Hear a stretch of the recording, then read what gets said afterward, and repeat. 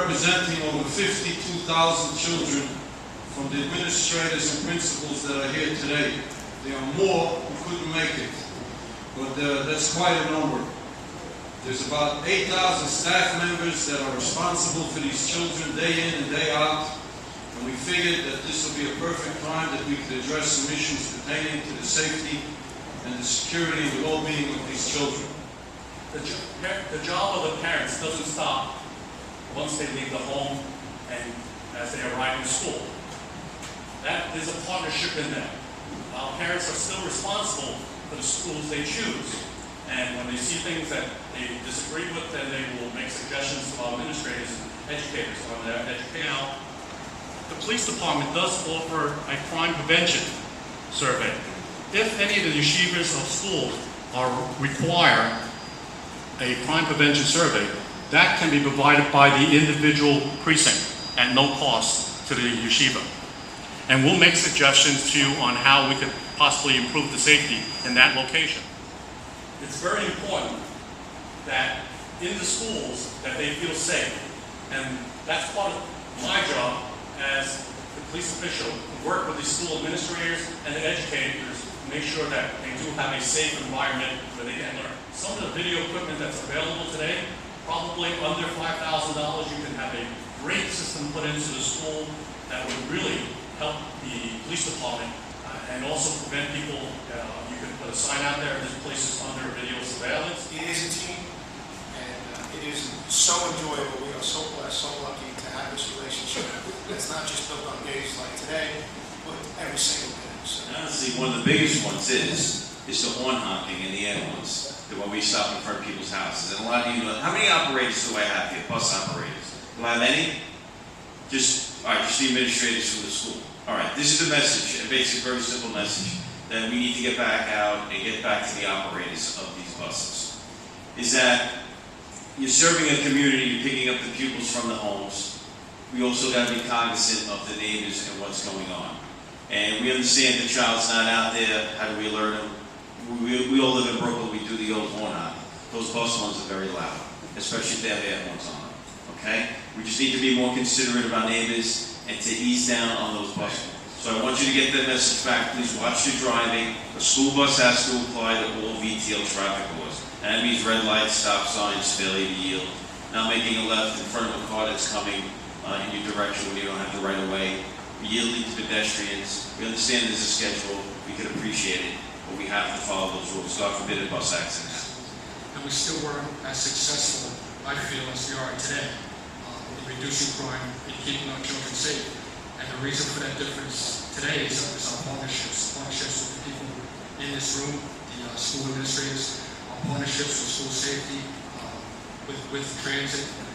We have many contacts that alert us to any problem here. Well, got these phone calls on situations with children on the way home from school and taking the public transportation system, and somebody was on the bus that touched him or inappropriately did something to him, and him or her, and at that point they come to the principal doesn't know what to do. You know something? You can turn around to the police department, which is the right thing to do. You should always turn around to the police department. If you need any help that we should get the intervention of the police department, you can reach out to Shomrim, whether it's Borough Park, Flatbush, Granites, you can reach out to myself, and we'll be happy to intervene on your behalf. I've been in several schools, and some schools, there is no plan. And that's why it's important, in a meeting like today, we'd like to see the people here share information with each other. That's why when Jack was talking about this database he's talking about, it's an unbelievable job to get that together. And he'll be the first one to tell you that. There's so many schools and so many people involved in it. But you really need to share information with each other. Share your best practices. Somebody get a plan for your school. And one thing you learn from Commissioner Kelly and Mayor Bloomberg, it's not going to happen overnight. We have a layered approach to terrorism, and we recommend that to each school. It's going to take you time. And I can't tell how important it is. Jack told you some of the obstacles we do have. Who was in school that day? How do you communicate? If there's any rumors going around, the best way is you can share information, you can dispel rumors. One thing that's not related to security, but it's a financial issue. Some of you may have seen this letter in the mail. This is an important issue because we have dozens of yeshivas that haven't responded to this. right now, the New York City, as some of you may know, we're not doing so well financially. And so we're trying to cut where we can. It's not me, I'm not in charge. If it was up to me, I'd spend more money, especially on the NYPD, but the mayor's office is cutting the resources, and the way they're doing that is through property tax exemptions. And in fact, David Pollack pointed out to me at the JCRC just now that there was a story today in the newspaper about how the city is hoping that the people in this room, and quite frankly there are dozens of you in this room, who have not responded to the property tax exemption form. And the city honestly is hoping that you don't, because if you don't, they're going to charge you taxes next year. And you're going to say, hey, what's the big deal? I'm not going to pay. Well, don't worry. They're very good like that. Then they're going to put a lien on your property. They're going to sell the lien. There's going to be 18% interest. It's a big problem. There are literally hundreds of Misaskim who have not responded.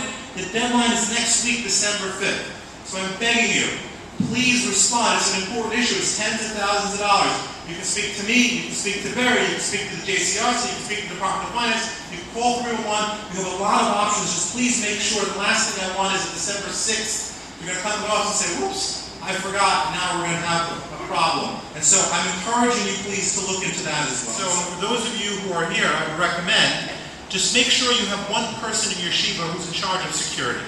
And that one person should feel free to be in touch with the people such as the chief, or in the case of over here we have a terrific inspector, Inspector Sprague, Inspector Rooney. We've got great resources. They would be happy to sit with you and talk to you. They do things like security assessments. They'll come out there, they'll take a look. And I think if there's one quick, succinct message that I would like to send is, have one person in charge of security, have that person coordinate. They can coordinate with Misaskim, they can coordinate with the JCRC. We have David Pollack here, they do some terrific work on security that as volunteers they can be helpful with you. From my perspective in the government, we're trying to bring in resources. I'll just tell you what happened, honestly. We put in over $1 million for security cameras, and unfortunately the city's lawyers, they kiboshed it. Now, we're fighting with them over this, and right now, basically, they don't want to give us the money. And our view is that if the federal government can give you the money, as those of you who know there are federal applications for money, and the state can give you the money, why can't the city give you the money? Unfortunately, to be quite frank, these attorneys are very liberal, and they have a different reading of the Constitution than I do.